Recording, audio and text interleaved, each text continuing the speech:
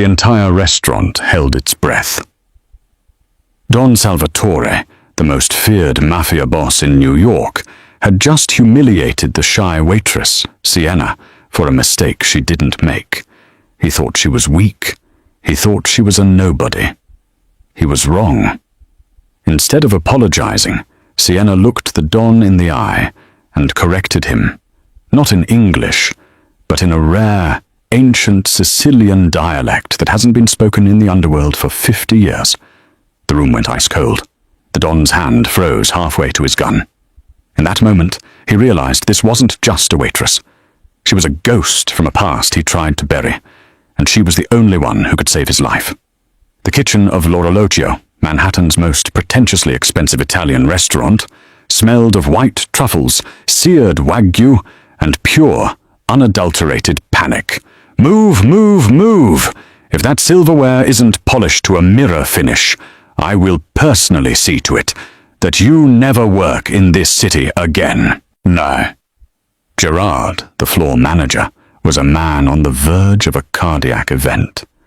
He wiped a sheen of sweat from his receding hairline with a silk handkerchief, his eyes darting between the clock and the velvet-roped entrance. It was 7:55 p.m. They had 5 minutes. Sienna adjusted her apron, keeping her head down. She hated nights like this. At 23, she had perfected the art of being invisible. She wore her chestnut hair in a tight, severe bun that pulled at her scalp, and she wore glasses she didn't actually need, just to create a barrier between her hazel eyes and the prying stares of the Wall Street wolves who frequented the place. "Sienna!" Gerard barked, snapping his fingers in her face. She flinched, gripping her tray tighter. "Yes, Monsieur Gerard? You are on water duty. Sparkling, still, and ice. Nothing else. Do not speak unless spoken to. Do not look them in the eye. Do not breathe too loudly. Do you understand?" "Yes, sir." "But who is coming?" Gerard looked at her as if she had just asked what color the sky was. The Moretti family, Sienna, Don Salvatore Moretti and his son, Lorenzo, the Capo dei Capi. They rented the entire VIP mezzanine. A $200,000 dinner bill is expected. If you spill a single drop of San Pellegrino, I will feed you to the sharks. Sienna felt a cold shiver trace its way down her spine. The Morettis. Even in the shelter of the kitchen, she knew the name. Everyone in New York knew the name, though few dared to whisper it. They owned construction firms, shipping docks, and half the politicians in Albany. But that was just the surface. Underneath, they were the iron fist of the East Coast Mafia. I understand, she whispered. She turned back to the polishing station, her hands trembling slightly as she picked up a crystal goblet. She wasn't trembling from fear of the Mafia, though. She was trembling because the name Moretti triggered memories she had spent 10 years trying to bury. Memories of a sun-drenched terrace in Palermo, of lemon trees, and of a life that had been stolen from her in a single night of fire and blood. Just keep your head down, she told herself. You're just Sienna the waitress. You're nobody. Hey, a soft voice whispered beside her. It was Ricky, the sous chef, looking concerned. You okay? You look like you've seen a ghost. I'm fine, Ricky, Sienna lied, forcing a weak smile. Just, Gerard is intense tonight. It's the Morettis, Ricky muttered, checking the sauce on a pan of veal scallopini. Rumor has it Don Salvatore is in a foul mood. A deal in Chicago went south. Lost $20 million. He's looking for someone to take it out on. Sienna didn't reply. She just focused on the glass in her hand, rubbing a non-existent smudge until the crystal squeaked. Outside, the heavy oak doors of the restaurant swung open. The air in the kitchen seemed to be sucked out into the dining room. Silence fell over the line cooks. Even the sizzling of the pans seemed to quiet down. Gerard burst back into the kitchen, his face pale. They're here! Line up! Everyone, line up! The entourage didn't walk. They prowled. 6 men in total entered L'Orologio.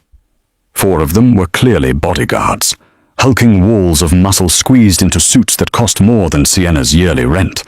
They wore earpieces and scanned the room with dead, shark-like eyes. But the two men in the center absorbed all the light in the room. To the left was Lorenzo Moretti. He was undeniably devastating. Tall, perhaps 6'3", with the shoulders that filled out his bespoke navy Tom Ford suit with predatory grace. His hair was jet black, slicked back but not greasy, and his jawline looked like it had been carved from granite. He didn't look at the staff lined up by the wall. He looked through them, checking exits, checking sightlines. He was the enforcer, the future king.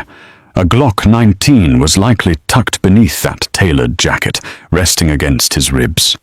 And then there was Don Salvatore. He was older, perhaps in his late 60s, leaning heavily on an ebony cane, topped with a silver lion's head. He wore a charcoal three-piece suit and a long cashmere overcoat, draped over his shoulders like a cape. His face was a map of hard-won battles, deep lines etched around a mouth that looked like it had forgotten how to smile. His eyes were dark, hooded, and utterly terrifying. The manager, Gerard, bowed so low he nearly headbutted the hostess stand. "Don Salvatore, Mr. Lorenzo, it is the honor of a lifetime to welcome you to l'Orologio. Your table is prepared." Don Salvatore didn't look at him. He simply tapped his cane on the marble floor. Clack. "The wine," the Don rasped. His voice sounded like gravel grinding together. "Did you get the 82 Sassicaia?" Yes, of course, Don Salvatore," Gerard squeaked. "We flew it in from Tuscany this morning, specifically for you. It has been decanting for 2 hours." The Don grunted, a sound of minimal approval. He began to move toward the VIP mezzanine, his limp pronounced but dignified. Lorenzo walked a half-step behind him, his icy blue eyes finally sweeping over the line of staff. When his gaze landed on Sienna, she felt a physical jolt, like an electric shock. She quickly lowered her eyes, staring at his polished Oxford shoes. She couldn't let him see her. Not really. She was just part of the furniture. "Wait," Lorenzo said. His voice was smooth, a rich baritone, but it carried the sharpness of a whip. The procession stopped. Gerard froze. "Yes, Mr. Lorenzo?" Lorenzo stepped closer to the line of waitstaff. He stopped directly in front of Paolo, the head waiter, a man who prided himself on his Italian heritage, though he was born in New Jersey and learned his Italian from Duolingo. "You," Lorenzo said, looking at Paolo. "You're serving us tonight?" Yes, sir," Paolo stammered, puffed up his chest. "I am the head waiter. I will ensure—" "You smell like fear," Lorenzo said calmly, "and cheap cologne. My father has a migraine. If you hover over him smelling like whatever that is, he will lose his appetite. And if he loses his appetite, I get upset." Paolo turned beet red. I apologize, sir. It is Acqua di Parma. Get out of my sight." Lorenzo dismissed him with a flick of his hand. Paolo looked like he might cry. He scrambled back into the kitchen. Gerard looked around, panic rising in his throat. He needed a server immediately. Someone quiet. Someone who wouldn't smell. Someone who wouldn't try to chat up the Don. His eyes landed on the petite figure at the end of the line. "Sienna!" Gerard hissed. Sienna's head snapped up. "No, please, no." "Step forward," Gerard commanded, grabbing her arm and pulling her in front of the two Mafia giants. "This is Sienna. She is very quiet. She will serve you tonight." Lorenzo looked down at her. She felt tiny next to him. He studied her face, his eyes narrowing slightly behind his lashes. He seemed to be analyzing her, searching for a flaw. She held her breath, her heart hammering against her ribs like a trapped bird. "She's shaking," Lorenzo observed dryly. I'm sorry," Sienna whispered, her voice barely audible. Don Salvatore turned slowly, leaning on his cane. He looked at Sienna with bored, tired eyes. "Does she have hands? Can she pour wine without dropping the bottle?" "Yes, sir," Sienna said, forcing her voice to steady. "I can." The Don stared at her for a long, uncomfortable second. Then he sniffed the air near her. "Soap, unscented. Good, let's eat." He turned and walked up the stairs. Lorenzo lingered for a fraction of a second longer. He leaned in, his voice dropping so only she could hear. "Don't make a mistake. My father isn't known for his forgiveness." Then he turned and followed his father, leaving Sienna standing in the foyer, her legs feeling like jelly. "What are you waiting for?" Gerard hissed in her ear, shoving a heavy silver tray into her hands. "The antipasto! Go!" The VIP mezzanine was dimly lit, overlooking the main dining floor like a king's balcony. The table was set with white linen, heavy silver cutlery, and the bottle of 1982 Sassicaia that cost more than a small car. Sienna moved like a ghost. She placed the breadbasket down, homemade focaccia with rosemary and sea salt, without making a sound. She poured the sparkling water, twisting her wrist perfectly at the end to prevent a drip. The bodyguard stood at the corners of the balcony, facing outward. It was just the Don and Lorenzo at the table. The tension between father and son was thick enough to cut with a steak knife. "The construct on the Jersey waterfront has stalled," Lorenzo said, breaking a piece of bread. He didn't eat it. He just crumbled it. "The unions are asking for another 5%. "Give them 2, Don Salvatore grunted, staring at his wine glass. "And break the knees of the representative who asked for 5. Remind them who paved that road." "It's risky, Papa. The feds are watching the union leaders closely right now." "I don't pay you to tell me about risks, Lorenzo," the Don snapped, his eyes flashing with sudden anger. "I pay you to handle them. You've been soft lately, ever since London." Lorenzo's jaw tightened. A muscle feathered in his cheek. "I'm not soft, I'm cautious. There's a difference." Sienna approached with the appetizer, a carpaccio of Sicilian red prawns with blood orange reduction and fennel pollen. It was the chef's masterpiece. She placed the plates down gently. "Carpaccio di gamberi rossi, sir," she murmured. Don Salvatore looked at the plate. He picked up his fork and poked at the delicate, raw prawn. He took a small bite. He chewed slowly. The room went silent. Lorenzo watched his father. Sienna stepped back into the shadows, clasping her hands behind her back. The Don spat the food into his napkin. He threw the napkin onto the table. "Garbage." Sienna flinched. "Papa," Lorenzo sighed. "It's the best seafood restaurant in the city. It's fake." Don Salvatore's voice rose, echoing slightly in the quiet mezzanine. "They call this Sicilian? Bah! The prawns are cold, dead things. And the orange? It's sweet. It's candy. It's not a blood orange from the slopes of Etna. It's a sun-kissed from Florida." He slammed his hand on the table, rattling the silverware. "I am tired of this city. I am tired of fake people and fake food. Bring me the chef."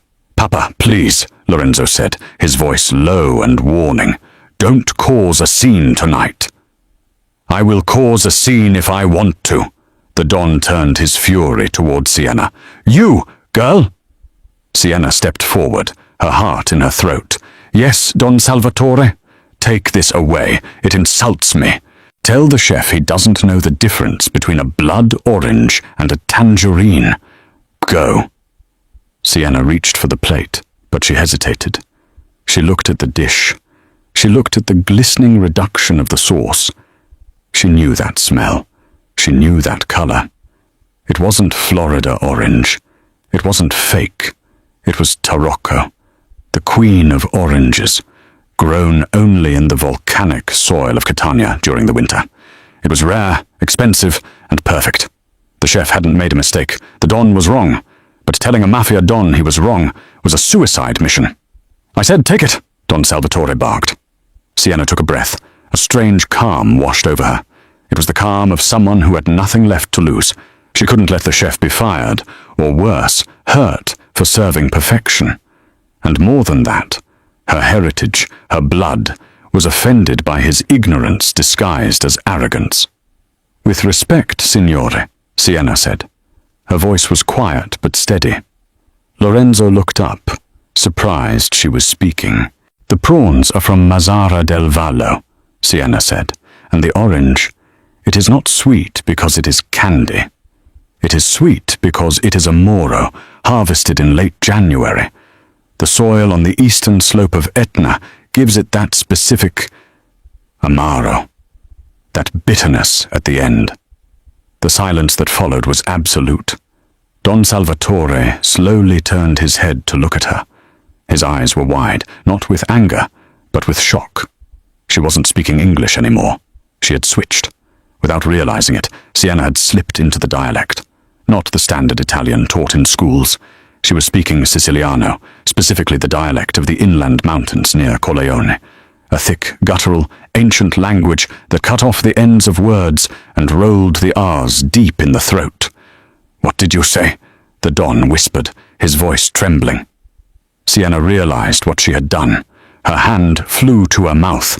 She had exposed herself. Lorenzo was staring at her, his blue eyes intense, calculating. He recognized the sound, even if he didn't speak the dialect perfectly himself. It was the language of his grandfather. I apologize," Sienna stammered, switching back to English. "I just meant the chef used good ingredients. I will take it away." "No," Don Salvatore commanded. He raised a hand, stopping her. "Say it again." "Sir?" "The dialect," the Don demanded, leaning forward, his eyes searching her face. "Where did you learn to speak the tongue of the Entroterra? You are a waitress in New York. You look like a college student. How do you know the taste of a Moro orange from the eastern slope?" Sienna swallowed hard. She couldn't tell him the truth. If she told him her last name was Vitali, she would be dead before dessert. The Vitali and Moretti families had been at war for 50 years. Her father had been the Don of the Vitalis, until the Morettis burned their compound to the ground 10 years ago. She was supposed to be dead. My grandmother, Sienna lied, her mind racing. She was from a village near Prizzi. She raised me. She was very particular about fruit. Don Salvatore studied her. He looked at her hands, her face, her posture.